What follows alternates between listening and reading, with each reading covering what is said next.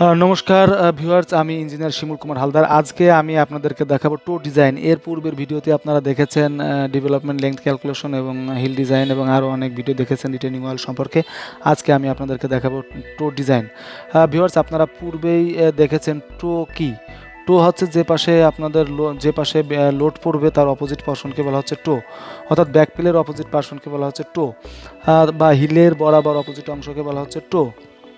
এই টো ডিজাইন করলে প্রথমে আমাদের কী করতে হবে, আর টো এর লেংথ ক্যালকুলেশন করতে হবে। আমরা প্রথমে ভিডিওটি দেখেছি কীভাবে একটা রিটেনিং ওয়ালের প্রত্যেকটা অংশের পরিমাপগুলি বের করতে হয়।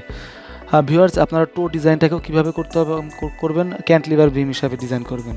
তাহলে টো ডিজাইন করতে গেলে আপনারা দেখার ডান পাশে আমি দেখিয়েছি ডিজাইন লোডটাকে কীভাবে আমরা নিয়ে এসেছি।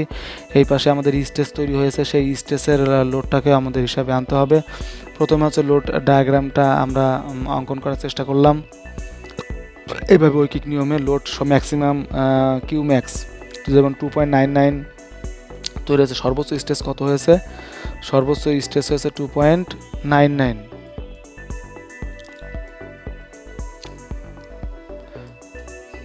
আমাদের এই calculation reaction of footing of for pressure, অর্থাৎ আমরা যখন ওই বিয়ারিং ক্যাপাসিটি চেক করেছি তখন আমরা এই প্রত্যেকটা অংশের স্টেজ বের করার চেষ্টা করেছি। তাহলে আমাদের এই রিটেনিং ওয়ালের বেজে হিলের দিকে, হিলের প্রান্তে মিনিমাম স্টেজ তৈরি হয়েছে এবং টো এর প্রান্তে ম্যাক্সিমাম স্টেজ তৈরি হয়েছে। আমরা এই স্টেজের সাপেক্ষে আমরা ডিজাইন করব এবং এই টো এর উপর যে লোড আছে সেই লোডের সাপেক্ষে ডিজাইন করব।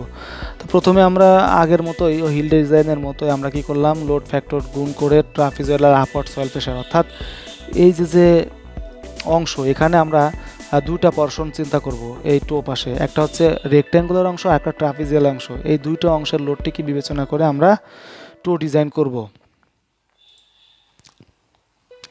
তাই প্রথমে আমরা ট্রাপিজয়েডাল অংশ এবং রেক্ট্যাঙ্গুলার অংশর সয়েল প্রেশারটা বের করলাম। রেক্ট্যাঙ্গুলার টো এবং ট্রাপিজয়েডাল, এখানে ভিউয়ার্স আপনারা একটা জিনিস লক্ষ্য করছেন, আমি দেখেছি ট্রাপিজয়েডাল আপওয়ার্ডের আগে দিয়েছি 1.6 আর রেক্ট্যাঙ্গুলার ওয়েটের ক্ষেত্রে দিয়েছি কি 1.2। এখানে কথা হচ্ছে যে ট্রাপিজয়েডাল আপওয়ার্ড সয়েল প্রেশার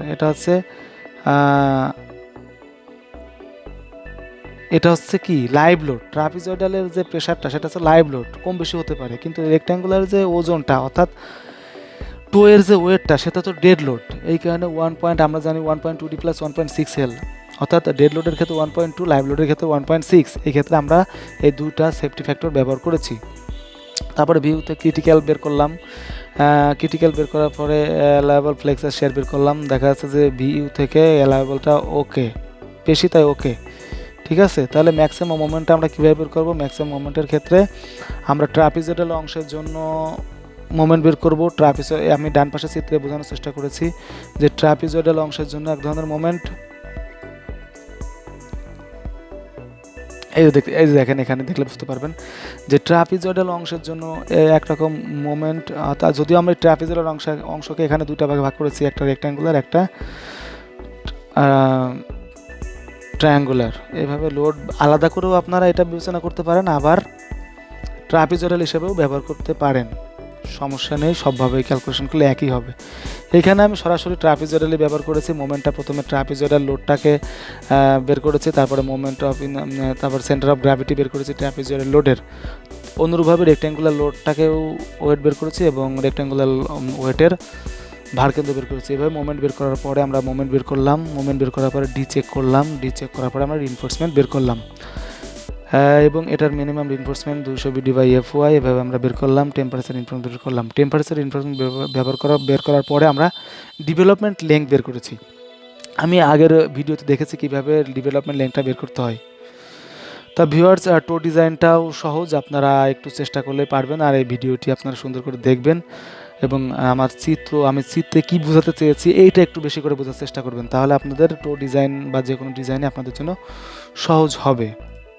তাহলে আমরা দেখি টোতে কীভাবে রিইনফোর্সমেন্ট ইউজ করলাম।